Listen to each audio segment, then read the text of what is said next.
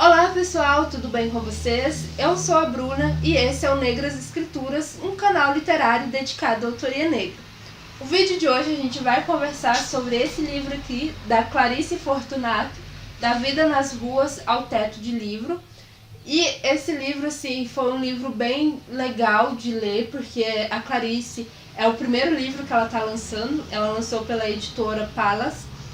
E é um livro, assim, curto, né, 100 e pouquinhas páginas, mas é um livro, uma leitura extremamente densa e pesada, que vocês podem ver pelo título, né, que ela vai discutir como é que foi a vida dela nas ruas.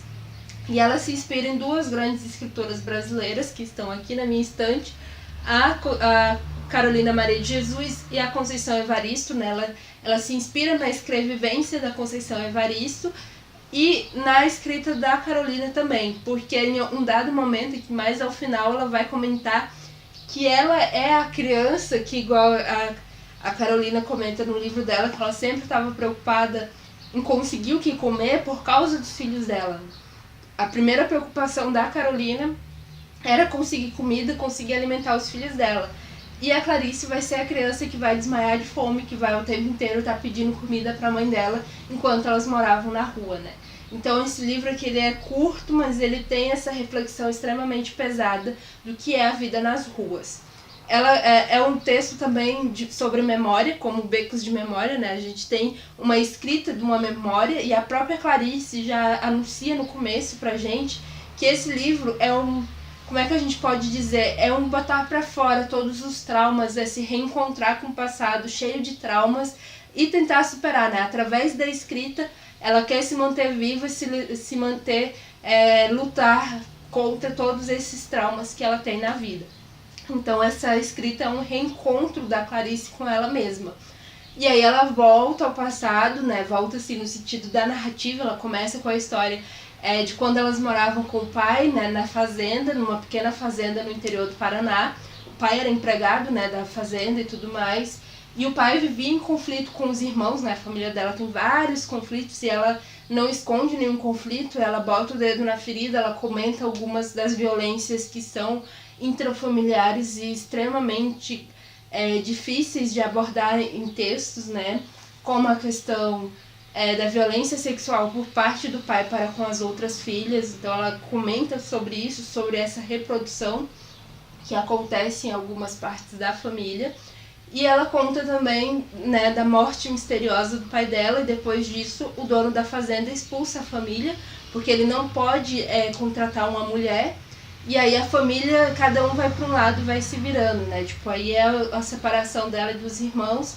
E ela é a única irmã, porque ela é a mais nova, que vai ficar com a mãe. E ela e a mãe vão passar por um bom período morando na rua, né? Porque a mãe dela não consegue emprego na cidade, não consegue alugar uma casa, não consegue nada. Porque é um período que as pessoas não contratavam mulheres, não negociavam com mulheres, então tem toda essa questão do sexismo em cima disso que vai fazer com que as duas vão morar na rua. E aí a gente começa a narrativa que é extremamente reflexiva sobre estar na rua, sobre o que faltava para ela na rua e sobre, principalmente, o desejo de se tornar um ser humano. Ela chama muita atenção para isso, de que as pessoas ora olhavam com medo, ora era nojo, mas nunca eram no entendimento de que elas eram seres humanos, sabe? De que elas precisavam de afeto, carinho, precisavam de outras coisas, né? E ela chama muito essa atenção pra gente olhar as pessoas que estão na rua com um olhar de humanidade, né? Reconhecer neles a humanidade. Então ela fala muito sobre isso, sobre essa experiência e sobre várias cenas de violência que ela vai viver na rua, né? Sobre é ruim viver na rua, mas ainda mais como uma criança. E aí a mãe dela vai ter alguns relacionamentos ali, e um desses relacionamentos, numa briga com esse companheiro da mãe dela, a mãe dela vai ser atingida na cabeça, que vai desenvolver uma doença que ela já tinha, né? Vai só piorar uma doença que ela já tinha, e a mãe dela vai começar a ficar doente, vai ficar cega. Então a mãe dela vai depender 100% dela, né? Então, além de morar nas ruas com a mãe, ela como criança vai se tornar a responsável por tudo, porque a mãe dela vai enxergar a partir dela. Então ela vai se tornar a mãe da mãe dela, no sentido de guiar, de cuidar. Então ela vai vai narrar cenas de extrema violência que vão fazer com a mãe dela, e que ela entra naquele desespero porque a mãe dela tá ali em defesa, sem enxergar o que tá acontecendo ao redor, e ela, como criança, que vai ter que interceder nessas questões. Então é bem pesado. E aí depois disso, né, ela vai morar, ela reencontra uma irmã dela, vai morar com essa irmã, e ali ela vai sofrer o assédio do cunhado dela. E aí depois disso ela vai morar na casa de uma família, né, por causa desse assédio. Ela resolve sair da casa da irmã dela e vai morar na casa de uma família que vai adotar ela como quase da família, né, vai pegar ela para criar, mas que ela vai morar no quarto da empregada. Ela vai ser empregada da casa, né, com 13, 14 anos. Ela vai ser responsável pela limpeza da casa. E pelo fato dela ser quase da família, e ela até comenta, eu era quase da família, só que os filhos deles estudavam no melhor colégio da cidade. Eu estudava no colégio público. Os filhos deles tinham horário de saída, tinha diversão, e ela tinha que ficar o tempo inteiro focada no trabalho doméstico. E aí a gente tem essa virada para a história da Clarice, que é quando ela começa a contar dos trabalhos domésticos, porque ela fica nessa casa, acho que por aproximadamente uns 5, 6 anos, e aí ela sai dessa casa, mas ela continua trabalhando como empregada doméstica de várias casas, e ela vai contando situação de racismo que ela vai sofrendo, situação de assédio também dos patrões, e todas essas situações que vão encadeando, né, que vão pesando para que ela demore a retornar ao colégio, né? Porque quando ela vai morar com a primeira família, lá que ela é quase da família, ela consegue estudar, que era o grande sonho dela durante todo esse período que ela estava na rua, era ter acesso aos livros, era ler, era saber ler e aprender. E aí, quando ela estava na casa dessa família, ela consegue estudar até um período, e aí depois ela retorna, ela vai terminar o ensino médio lá com seus 20 e poucos anos, e aqui ela narra como é que foi a trajetória dela até ela passar no vestibular. Todos os desafios materiais, como uma empregada doméstica, trabalhando tantas horas por dia, sendo explorada também, porque nessa questão de morar na casa dos patrões, ela nunca tinha tempo para estudar, nunca tinha descanso, e ela debate isso aqui.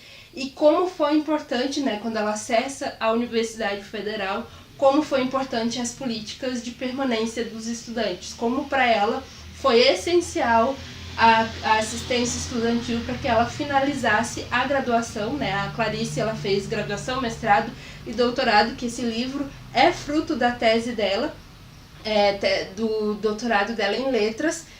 E aí então ela comenta como essas políticas de permanência dos estudantes garantiu que ela conseguisse terminar a formação dela, que ela conseguisse superar essa vida nas ruas e que ela alcançasse esse teto dos livros.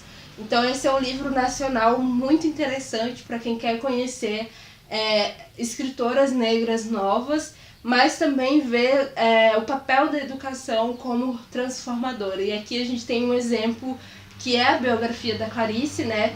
Ela dá uma poetizada, não é poetizada, ela dá uma aliviada na escrita, né? Ela deixa de forma mais tragável a escrita, mais fluida, mas ela tá falando de coisas estruturalmente pesadas pra gente discutir a nível de Brasil. Mas eu indico bastante essa leitura, para quem tiver interesse.